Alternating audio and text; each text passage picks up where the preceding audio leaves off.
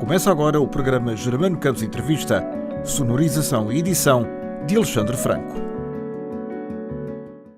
Ricardo, muito bem-vindo. Guilherme também. Bem-vindo, obrigado. Sábado à noite é a estreia em Amares, no dia 4 de setembro.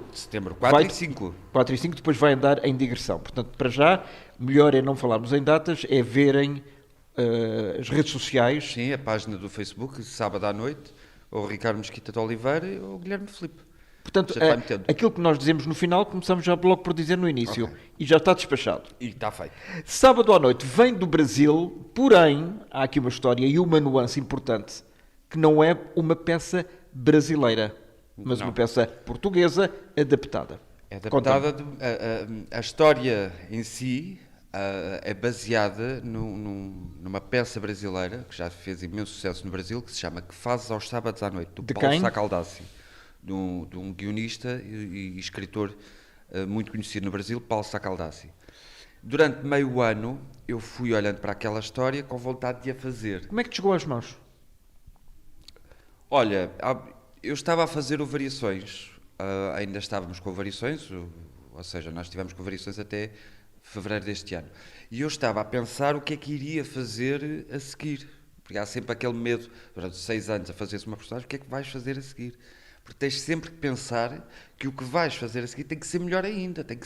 Eu tenho que me superar ainda mais que o Variações. Se o Variações correu muito bem, o sábado à noite então tem que exceder todas as minhas expectativas. E no caso presente tinhas que te divorciar dessa personagem. Completamente. E é engraçado que estes meses todos que estamos aqui a trabalhar, os últimos 3 meses, eu tenho percebido que me desvinculei por completo do Variações e recriei uma coisa que eu não sabia que era capaz de fazer.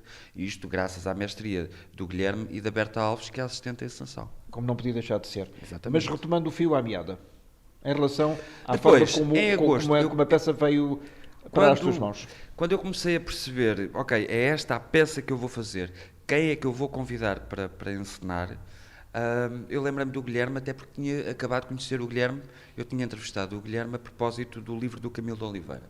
E ficámos com uma relação muito simpática. E o Guilherme tem uma coisa que eu adoro nesta profissão, que é paixão pela arte, tanto teatral como a sua história em si. E eu, por que não convidar o Guilherme? E liguei-lhe a pensar, ele vai dizer que não, mas pelo menos tentei. E eu liguei-lhe a dizer, olha Guilherme, tenho uma peça assim, gostava de alguém para dirigir, e o Guilherme disse-me automaticamente que sim. Temos que fazer um exercício de humildade muito grande. Porque o Guilherme, com 45 anos de carreira, eu que estou agora a começar, podia ter dito que não é? Não, e de repente ele disse-me, não, sim, vamos embora. E às vezes eu queixo-me, isto é muito grande, foste tu que me meteste nisso. Isto tem muito texto para decorar, foste tu que me meteste nisso. Deixa ele responder, por favor. Guilherme, é mesmo assim? Subscrevo, sim. Isto, quando começámos o trabalho, e que eu me proponho o texto, quando li o texto, revi, como é que se chamava aquela série, o Sai de Baixo. Muitas marcas... Do Miguel Falabella. Do Falabella, sim. Mas o espetáculo, toda aquela zona de que as coisas são todas um pretexto e o que acontece é o espetáculo. E percebendo que aquilo vinha de quem o tinha feito, era um texto muito fluido para o ator representar e improvisar em cena. Portanto, o texto era do próprio para o próprio, e o próprio podia fazer dele o que quisesse. Não era o caso. E comecei a trabalhar com o Ricardo e comecei a tentar perceber o que é que nele havia da personagem. Porque é assim que eu trabalho quando enceno com os atores. A direção de atores, para mim, não me importa a ideia que eu tenho da personagem.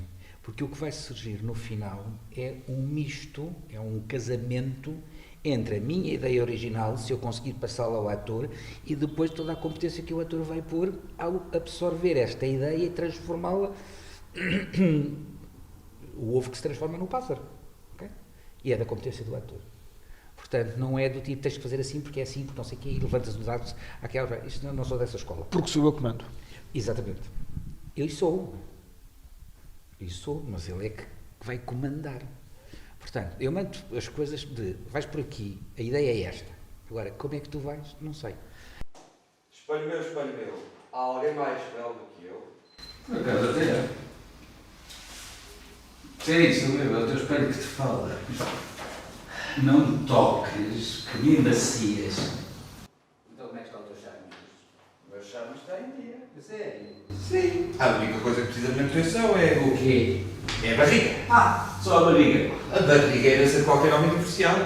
Somos solteiros, somos magros, casamos e cortamos. É mais certo que ganhar a mulheres. E, portanto, daí surgiu como é que nós vamos apropriar-nos do texto. E começamos a trabalhar E nas tendo em coisas. consideração que é um texto brasileiro, numa realidade local, com linguagem própria. Exatamente. E mais como roteiro do que propriamente como peça. Isso foi o que eu senti. É que tinha ali um roteiro. Um guião. Era, exatamente. Algo caótico, anárquico na exposição das ideias. E eu disse, não é o nosso método de trabalhar, nem é bom para ele. Porque se fosse um texto escrito por ele, que ele estivesse à vontade, ele improvisava tudo e mais alguma coisa. Agora, trabalhar sobre o improviso de outra pessoa, eu disse, não, precisamos de sistematizar isto. E começámos. E um dia, ele está a começar a tentar soltar-se do texto, da leitura, e começa já a tentar fazer qualquer coisa, e começa-me a fazer o princípio do texto, a compor-se, não sei o quê, sai do banho, pá, para aí fora. Em personagem. Na ideia dele da personagem, que é aquela primeira ideia que todos nós temos, que é quando vamos mostrar trabalho. Depois daquilo é o final, isso sente-se menos importância. Mas naquele momento ele começou a mostrar, assim, blá, blá, blá, blá, blá, blá. E eu olhar, sentado na minha cadeira, para observar, sim, e de repente faz a pergunta, como é que está o meu charme hoje? E eu resolvi responder, ele estava afligido de estar a olhar para o espelho e digo assim, olha lá, começa lá com uma história da história infantil, espelho meu, alguém mais belo do que eu. Ele ficou assim a olhar para mim e disse, sim, experimenta. E ele disse, espelho meu, alguém mais belo do que eu. E eu resolvi responder no meu lugar, por acaso até há. E a cara do Ricardo foi fantástica. Disse, Isso levou a que conclusão rápida? A conclusão rápida foi que vamos reescrever o texto. A partir desta sequência. Não poderia ser de outra forma. Podia ser de todas as formas, mas esta foi aquela que nos surgiu. Ou seja, dar-lhe a possibilidade de criar uma coisa a partir da outra, mas e depois isto foi evoluindo. E o Pastor já disse, agora vou-me sentar para escrever realmente o texto como deve ser e criar, dividir isto em sequências muito óbvias, que não estavam porque o autor é que fazia, portanto tinha essa liberdade. Neste caso era completamente diferente. Tu vais estar no papel do ator, não do autor-ator. E, portanto, a partir daí começou-se a escrever, comecei a dividir em sequências e começou a surgir realmente a personagem do espelho, é a voz do espelho, não estou em cena, é a voz do espelho que lhe responde. Depois, toda esta história foi, para não ficar pela anedota, eu disse, temos que criar aqui um modelo de interpretação. Ou seja, tu não estás a falar para Isso é parte 2. É já depois o trabalho da direção de ator e a criação da própria estrutura mental da personagem. Isso, tu não estás a falar com o espelho. Isto é já uma alucinação dos tempos que correm. Estamos em pandemia, andamos todos a ficar alucinados e de repente já falamos sozinhos. Portanto, no fundo, num sábado à noite, quando este quer sair, este quarentão recém-divorciado, que ainda não fez o luto da ex-mulher e que passa a vida a falar nela, de repente eu disse, isto é muito atual, nesta lado obsessivo. No contexto em que se vive. Vamos explorar por aí, quais são as opções dos tempos que correm.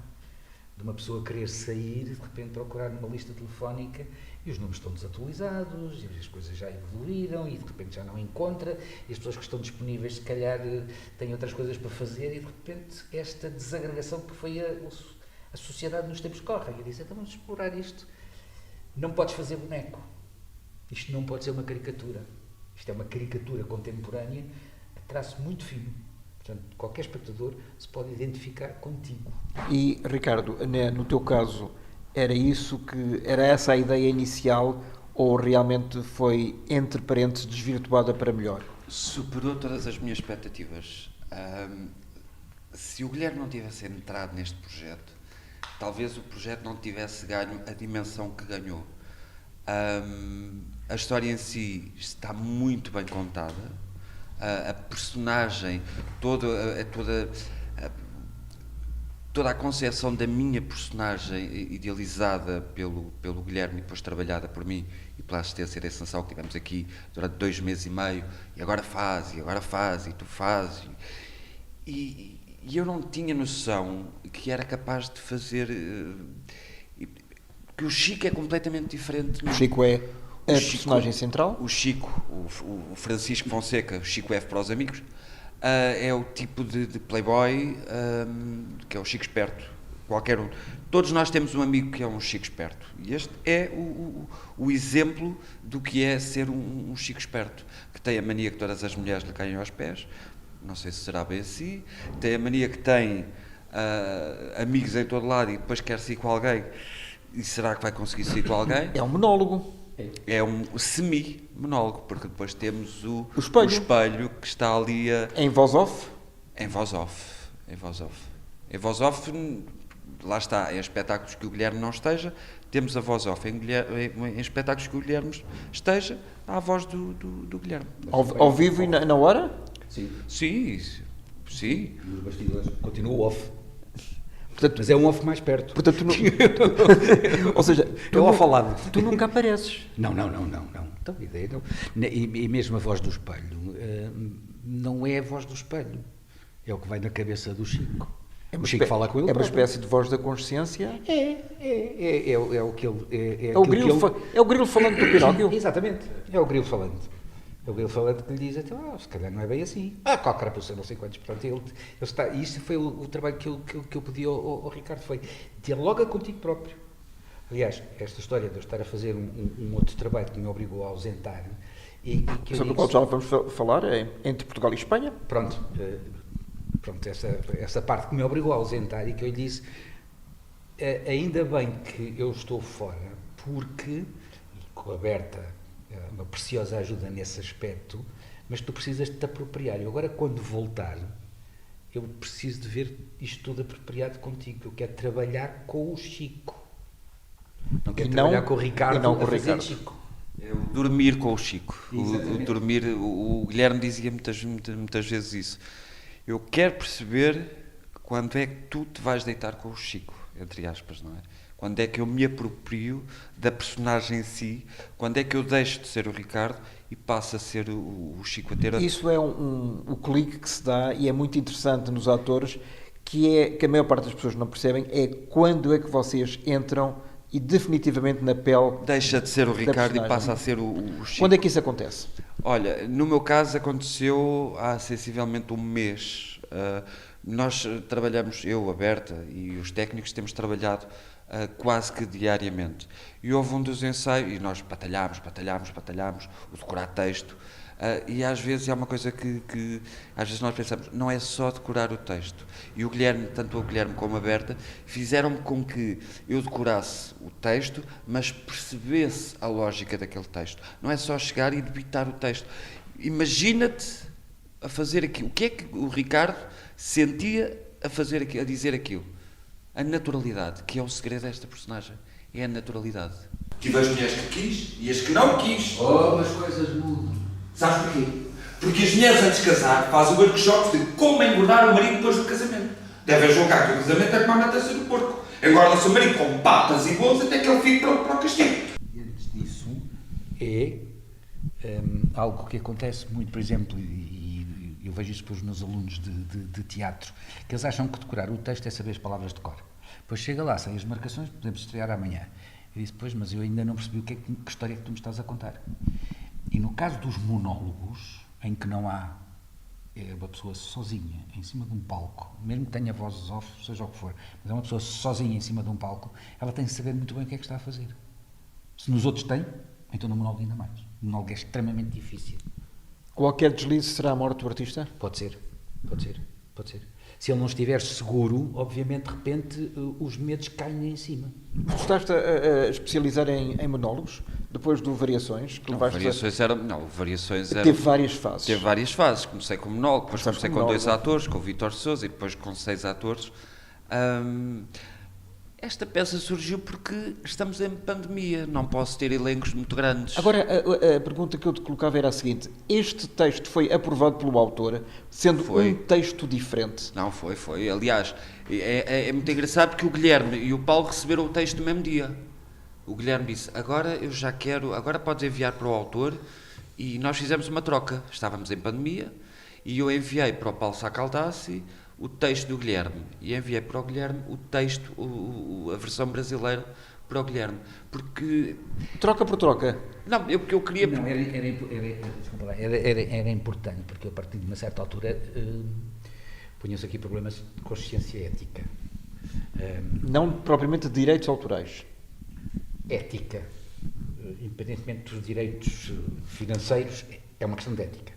Ou seja, fazer uma adaptação. Nós não estamos no século XIX em que se faziam as coisas, nem estamos na música que se faz as citações. Os autores fazem citações de outros autores e ninguém leva a mal. Mas o teatro há sempre um problema, a literatura, etc., para fora.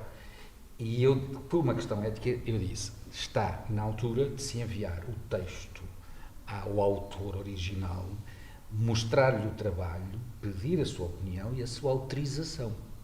Não fazer isto à revelia, porque é muito chato. Porque o risco naquele momento era, e se ele diz que não? Se ele diz que não, acabou. Não há peça. Não há esta peça. Teria que ele optar, queres fazer a versão original como lá está, tudo bem, pronto, se calhar... E ele reagiu bem. Felizmente reagiu bem, mas isso aí foi o contacto. Ele é que falou, ele é que tem falado com o Paulo Sacaldassi. Tu tens hipótese de o convidar a vir a Portugal para ele? Não, e há a possibilidade da peça ir ao Brasil. Portanto, já estão a tentar que para o ano a peça vá ao Brasil. O Paulo está a tentar que a gente... Embora seja sempre, como sabes, em termos linguagem, de não é? linguagem, complicado, porque eles têm ouvido um bocado duro e não sei quem é que dizia que tudo nos une ao Brasil, menos a língua, não é? É verdade. É. Mas se calhar temos aquelas senhoras que fazem linguagem gestual que depois fazem para eles e traduzem ao brasileiro. Não, mas isso não é só na questão do Brasil, e eu reconheço porque é que eles não nos entendem. Primeiro, não estão habituados, porque nós levamos com novela brasileira há um horror de anos. Desde 77, Pronto. com a Gabriela.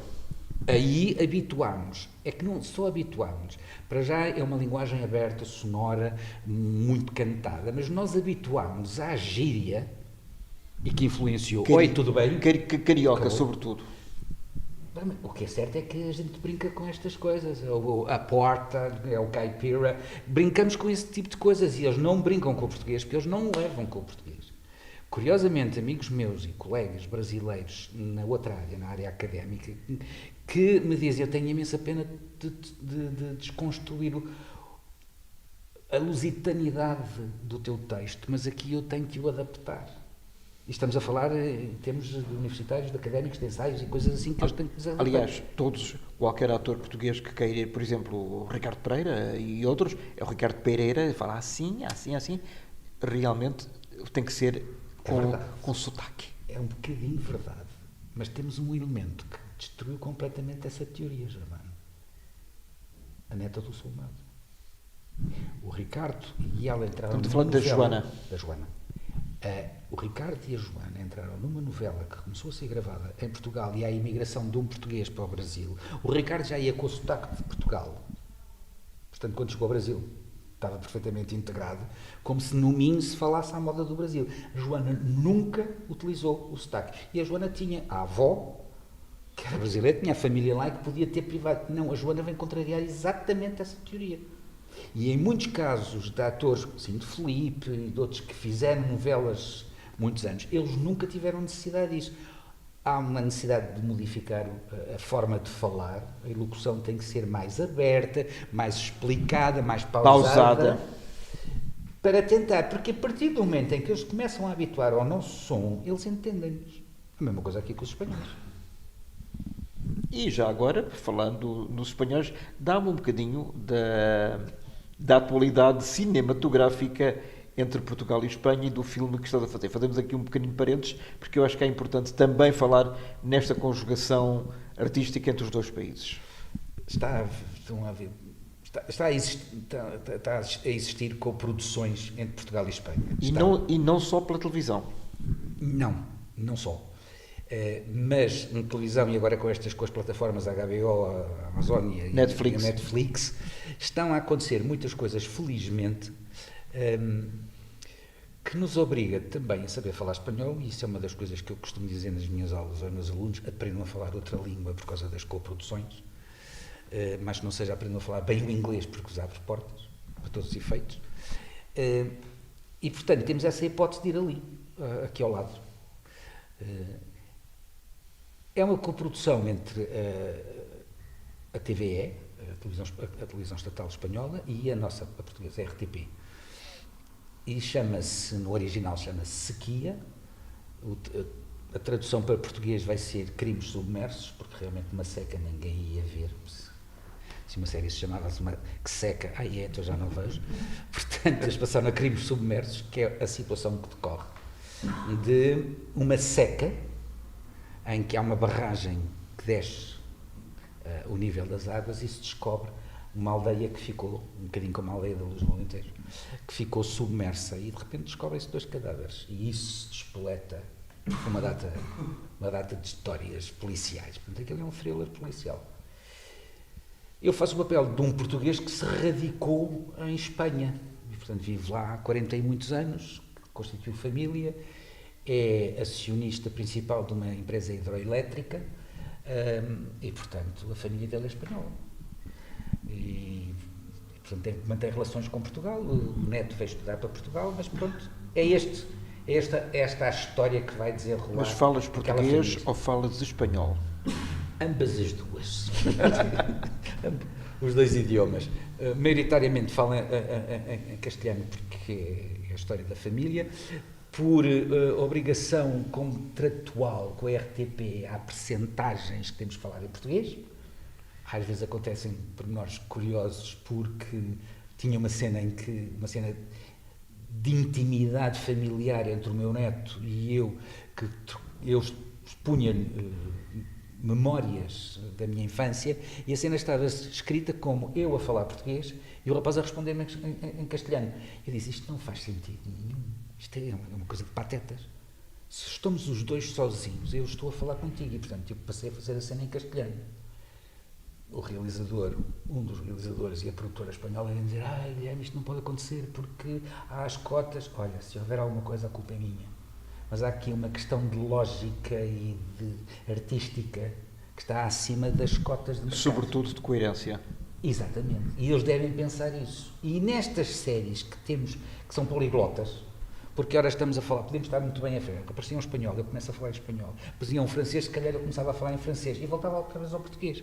Portanto, isto é o natural no mundo global em que nós vivemos. Portanto, de repente, isto por cotas, eu acho que a coerência artística é mais interessante. E o público irá reconhecer isso. Para quando a estreia? Este ano ainda? Não faço a mínima ideia, vamos estar a rodar até ao final de setembro. Então, provavelmente em 2022.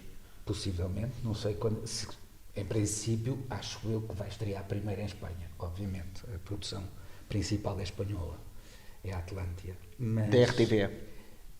Exatamente. É uma produtora externa que trabalha para a RTV. E tem já feito outras coisas que estão na Netflix. Aqui, ou estreiam na mesma altura, fazem esse equilíbrio, essa diferença, ou então lá estreia primeiro e depois estreia cá, mas não faço a mínima ideia quando, porque agora em agosto vão rodar cá. E agora em setembro, final de agosto, lá vamos nós outra vez, todos recambiados, todos.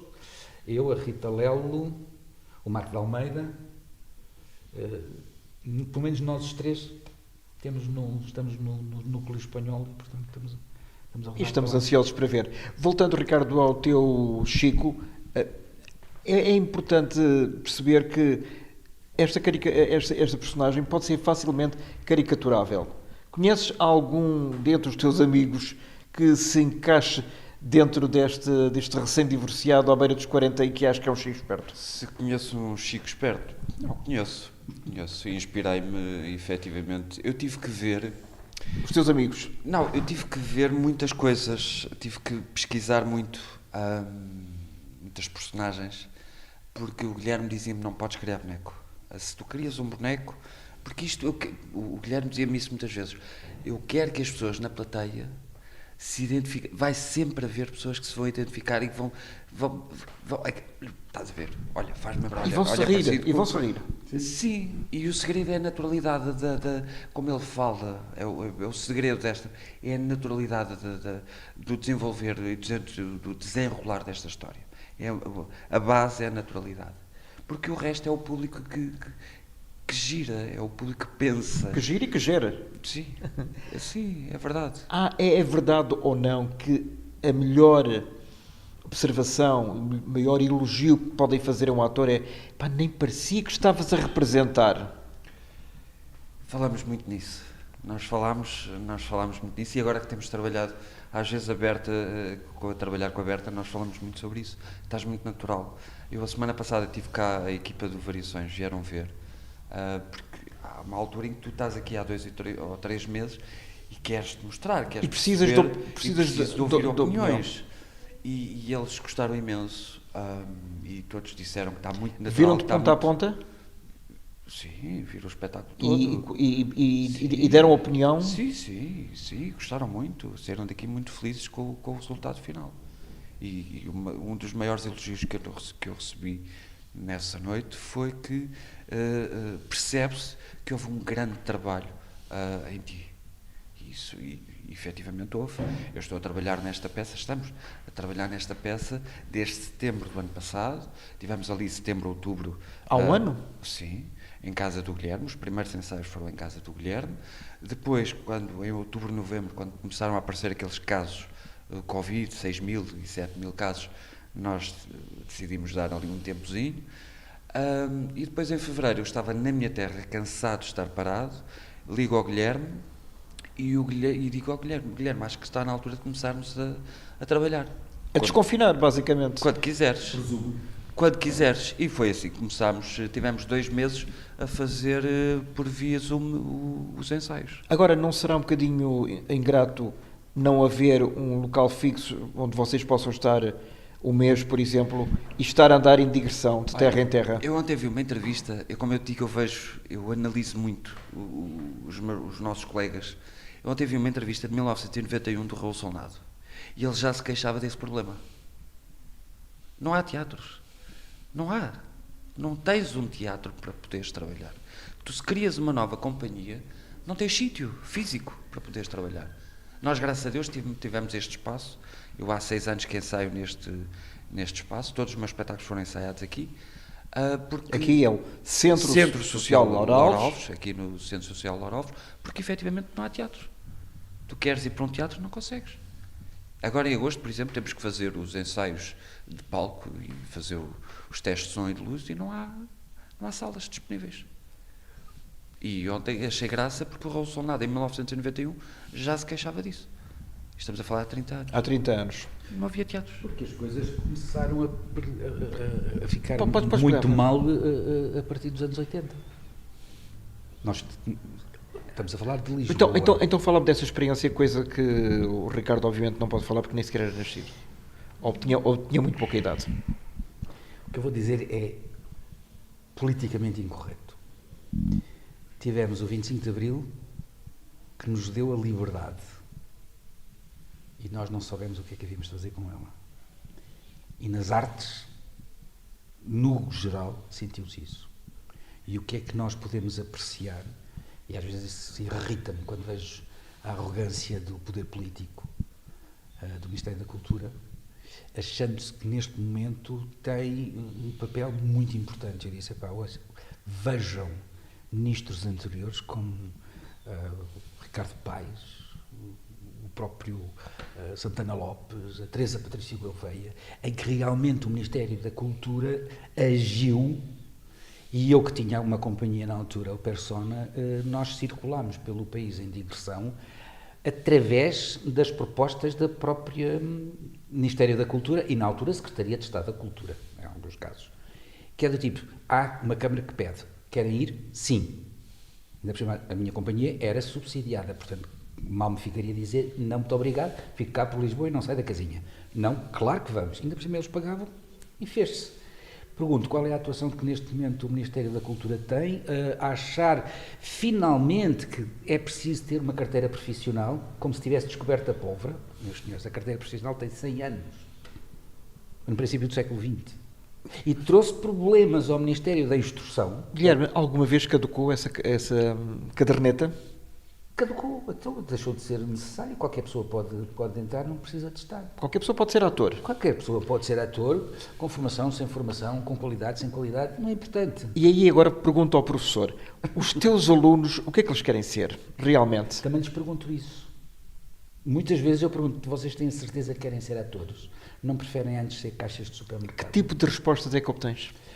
Variadas. Uns que dizem, sim senhor, é isto que eu quero fazer. E outros, ainda não pensei muito bem, eu não sei se é isto que eu quero seguir. Estou no 10º ano. Estão a experimentar.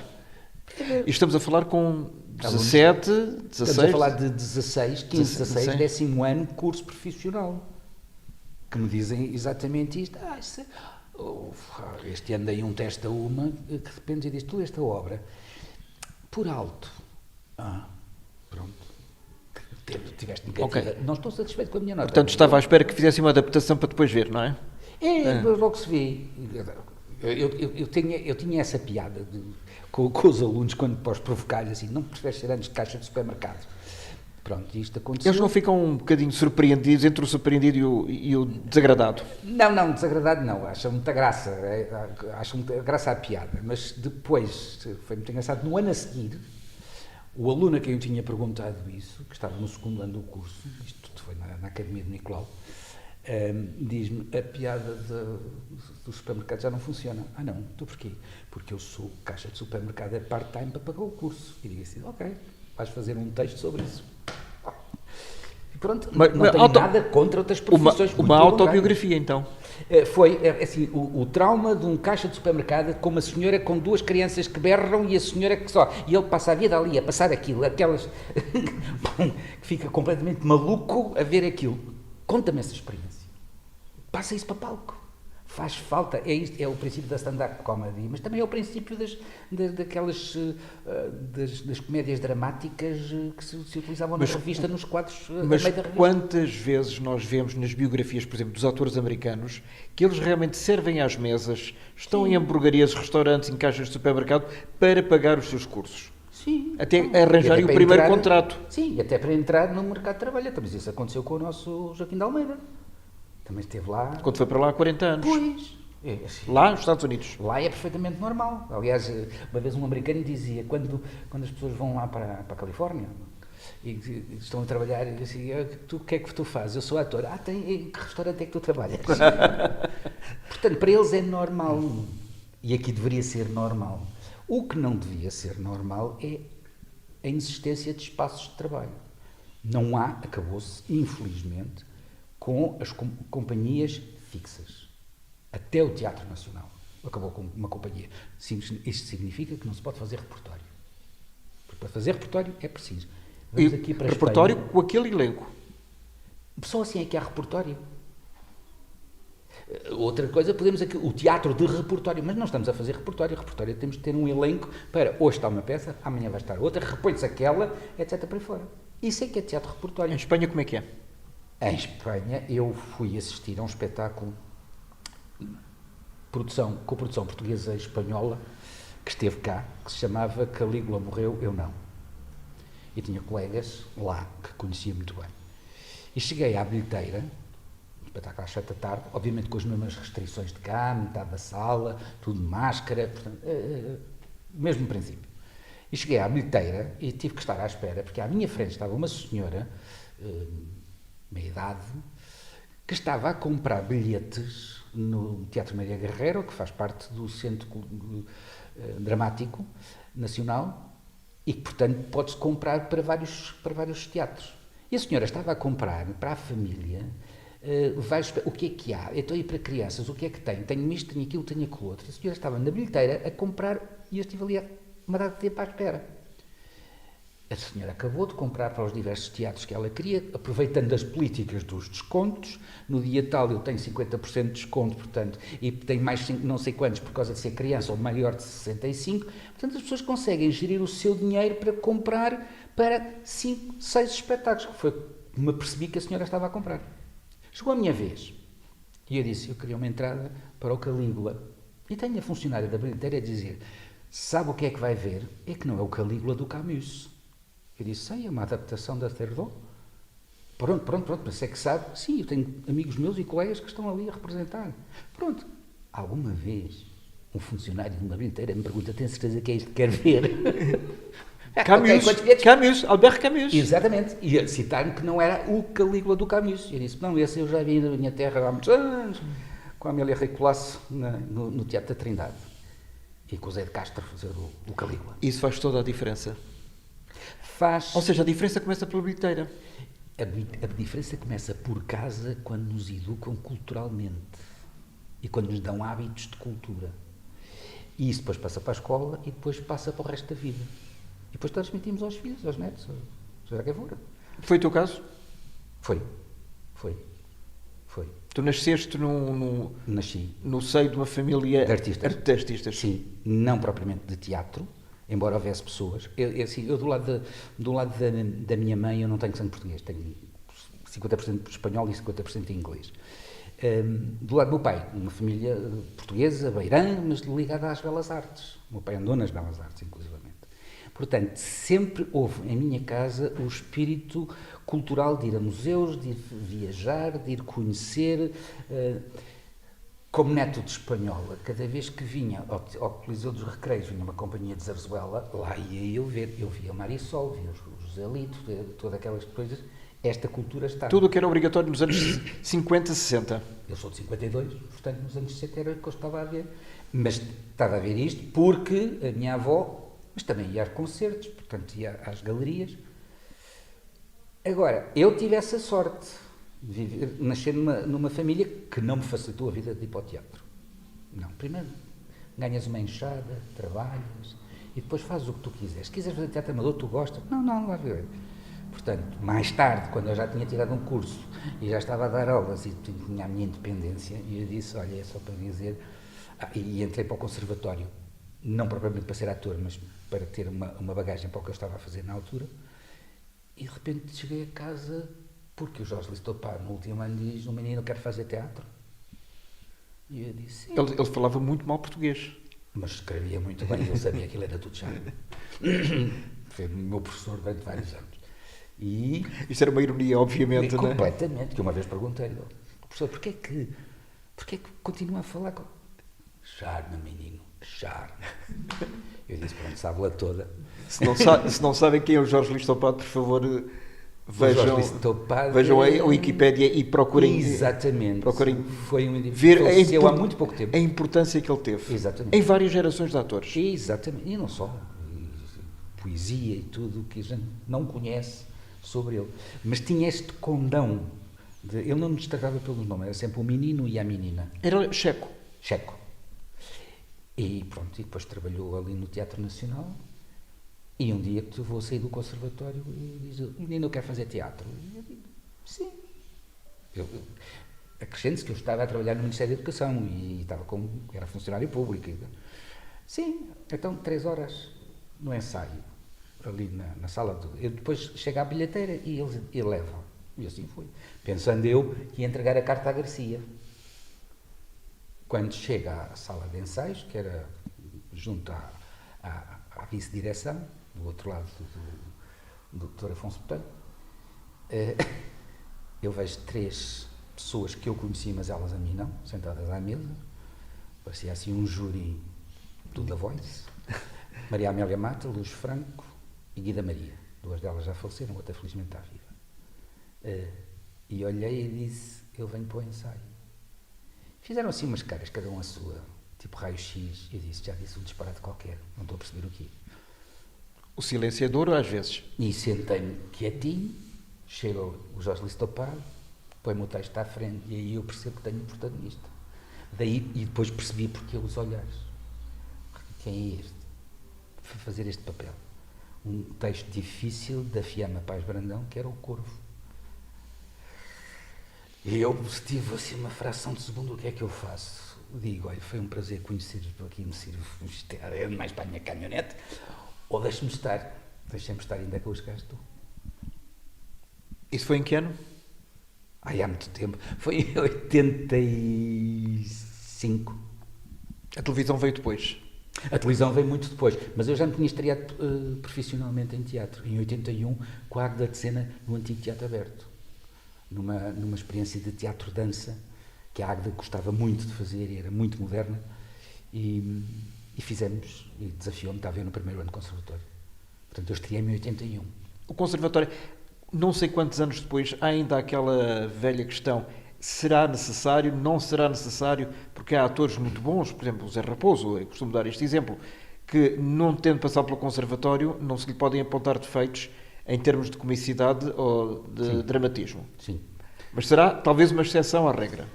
Curiosamente encontro isso nos mais novos. Os mais novos, os que passam pelo conservatório e portanto, toda essa geração de miúdos que têm essa formação, de repente veem os atores ditos de novela que não têm formação, de onde é que tu vens? E encontro já essa necessidade de criar uma âncora de conhecimento por parte destes mais novos. Eu acho curioso. Ou seja, é uma valorização em termos profissionais, que é o De grau que de eles exigência. próprios sentem necessidade. Exatamente. Não é eu sou o maior porque venho da escola disto. Ou Não. porque aparece na televisão, na novela Não, da noite. É assim, eu acho que tenho que ir estudando sistematicamente para evoluir. E vocês acham que não. E é verdade, que com os mais novos eu encontro isso. Eles acham que basta decorar o texto, saber, pensar um bocadinho sobre a história do espetáculo. Eles acham que coisas que vêm hoje em dia que é uma novidade e ficam deslumbrados. Eu disse, não, então vamos ver a história do espetáculo e vamos ver quando é que isto começou. Não, e ter o conhecimento de memória que é muito importante. E hoje em dia estamos a matar a memória. Sentes isso? Sinto. A começar logo pelo ensino. Estamos a tirar os marcos da memória, ou seja, estamos a tirar a literatura do programa de português. A dar especificamente, e de maneira chata, os Lusíadas. A dar o Gil Vicente, ainda mais chato. E tudo o resto é sempre uma imposição, mas não um prazer de. E os textos difíceis, com aqueles que nós aprendemos realmente a pensar e a elaborar o pensamento e a elaborar a oralidade e a capacidade de raciocínio, estão a ser postos de parte com o facilitismo. Por isso também na matemática a coisa não deve funcionar muito bem, porque é lógica. Portanto, faz falta levarmos um bocadinho a sério o ensino. Guilherme, uma última questão, infelizmente temos o nosso Sim, tempo claro. relativamente contado. Há muita gente, muita malta nova sobretudo, que acha que se não aparecer na televisão não é ninguém, mesmo que faça um belo de um teatro. Há uma ideia errada ou não? Percentualmente não sei quanto. Há os dois lados. Há essa vertente que acham que querem e, portanto, são aqueles que irão passar muito pouco tempo porque são fugazes. Vivem enquanto forem carinhas larocas e depois desapareceu. Porque o tempo passa para elas também. Elas e eles. E eu sei que eu tive uma aluna que eu tive que lhe dizer abertamente: minha filha, se não fores pelo talento, não tens 1,80 m, não és loura, não tens olhos azuis, portanto não correspondes aos padrões da escolha, vai pelo talento, porque isso vais ter para a vida toda. Depois, por outro lado, há os outros que não, que têm uma consciência profissional muito grande e que começam a abrir a pestana agora com a falta de teatros, com a falta de políticas. Faz falta ter empresários. Mataram os empresários. Sempre com a história que tudo o que entrava no saco do fascismo, que era tudo a mesma coisa. Há 70 anos começou um empresário chamado Vasco Morgado. Exatamente. Faz falta um ou dois ou três. Faz, claro que faz. Faz falta perceber a história do Vasco Morgado. Porque é fácil atacar e pôr o rótulo de que é fascista. Está bem, mas o que é que ele fez? É a primeira pessoa no século XX que tem a noção de uma indústria e que faz circular.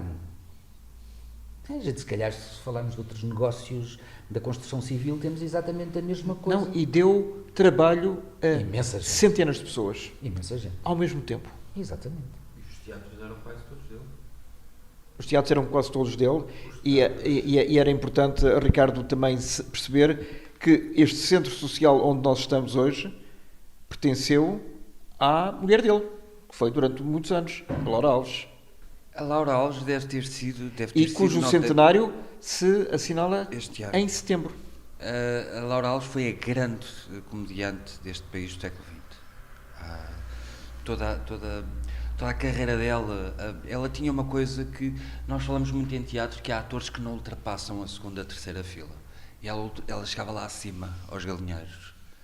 O número dos telefones que ela tinha ficou para a história como os grandes momentos da Laura Alves. E a morte dela é mesmo... A paixão dela era tão grande pelo teatro que a morte dela é a queda do Laura Alves. Do Monumental. Exatamente. Teatro que foi construído para ela. Foi construído, a estreia foi em 1951 com as 3 valsas, e ela foi a primeiríssima figura. Olha, agora deste-me uma indicação boa para concluir esta nossa conversa tão interessante. Entre os galinheiros e a primeira fila, onde é que tu te posicionas? Presumindo que há um teatro que tenha isto tudo. Onde é que eu me posiciono? Nesta altura, com alguns anos de carreira, poucos, já saíste do galinheiro ou ainda não? Bem, eu espero que chegue a todo lado, não é? Quer dizer, pelo menos é por isso que eu estou... Já vais no segundo balcão? Já passei um bocadinho. Estás no primeiro balcão? Ainda estou ali...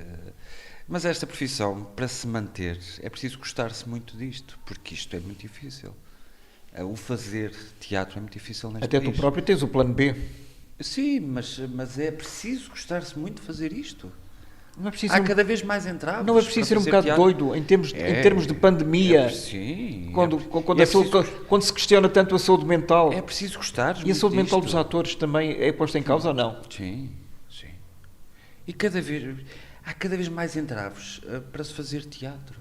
A burocracia é cada vez maior, em vez de ser ao contrário, acabarem com a burocracia, eles metem cada vez mais burocracia, que é para ver se tu deixas de fazer teatro. Não devia ser ao contrário. Deviam dar mais incentivos. Claro, devia haver incentivos às companhias que querem fazer teatro, incentivar, mas não. E é cada vez mais difícil. E eu sempre fui muito teimoso, eu tenho esse defeito, eu sou cada vez mais... Não há teatros em Lisboa, ok. Não faço trabalhos, ninguém me conhece. Ou seja, para eu ter trabalho eu tenho que criar a minha própria companhia. Peguem 2, 3 pessoas e dou trabalho àquelas pessoas. Fulano, estás desempregado, queres trabalhar? Bora. Queres fazer? Olha, preciso de um lugar não sei o quê, bora. E vens. É chamado uma desgraça nunca vem só? Não. Eu acho que as pessoas, para trabalhar nesta área, precisam... O Camilo dizia uma coisa muito engraçada. Nesta profissão chora-se muito. As pessoas só veem o resultado final. No dia da estreia, sentados na plateia, mas há todo um trabalho durante muito tempo. Mas que o público não precisa de saber o que está por detrás da cortina. Não precisa, se é que ela existe. Não precisa, nem tem que saber, não é? As dificuldades por qual passamos para chegar ao resultado final. Mas se o público soubesse o quanto se sofre para se trabalhar, para se fazer, o público estava mais do lado dos artistas, efetivamente. Porque é cada vez mais difícil levar teatro pelo país fora. Esperemos que o pós-pandemia possa exatamente proporcionar essa situação. Eu quero acreditar que isto para o ano as coisas que estão, não digo normalizadas, mas 90% que as coisas... Agora, felizmente, em agosto os teatros já estão com 66% da lotação. E em setembro será 75%. Melhor. Nós em Braga já vamos atingir os 75%. Os bilhetes já estão à venda. E depois, a seguir a Braga, vamos estar dia 18 de setembro em Belém. Depois vamos estar de 23 de setembro a 3 de outubro no Teatro Independente de Oeiras. Depois, a seguir ao Teatro Independente de Oeiras, temos a 16 de outubro no Montijo, na Sociedade Filarmónica 1º de dezembro, no Montijo. Depois, 28, 29 e 30 de outubro, vamos estar no Teatro de Animação de Setúbal, em Setúbal. E depois 5, 6 e 7 de novembro, Teatro Sá da Bandeira. No Porto. No Porto, Sala Estúdio. Portanto, começamos esta nossa conversa exatamente por aí e terminá-la da mesma maneira. Fecha-se o ciclo. Do ciclo do sábado à noite do Chico. Do sábado à noite do Chico. Acho que esta personagem é surpreendente e surpreendeu-me a mim. Eu não tinha noção que era capaz de a fazer e de dormir. Muitas vezes nós tivemos esta conversa ao ponto de eu uma vez ter dito ao Guilherme, olha, eu acho que é melhor. A gente não faz isto, a gente segue. Não. Agora... Essa é a via mais fácil, não é? Já que começamos, vamos até ao fim. E de repente ele deu-me a confiança que eu precisava de ter para fazer esta personagem. Ele percebeu que eu era capaz de a fazer, com muito trabalho, que eu iria conseguir. Agora vais trabalhar. E trabalhámos diariamente. Até que agora ainda vamos ter 2 semanas de trabalho.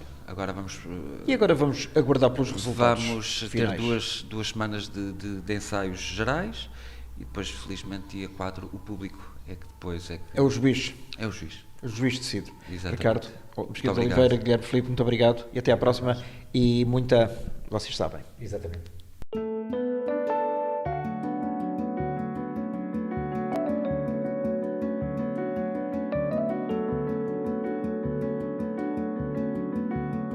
Termina aqui esta edição do Germano Campos Entrevista, com edição e sonorização de Alexandre Franco. Até à próxima.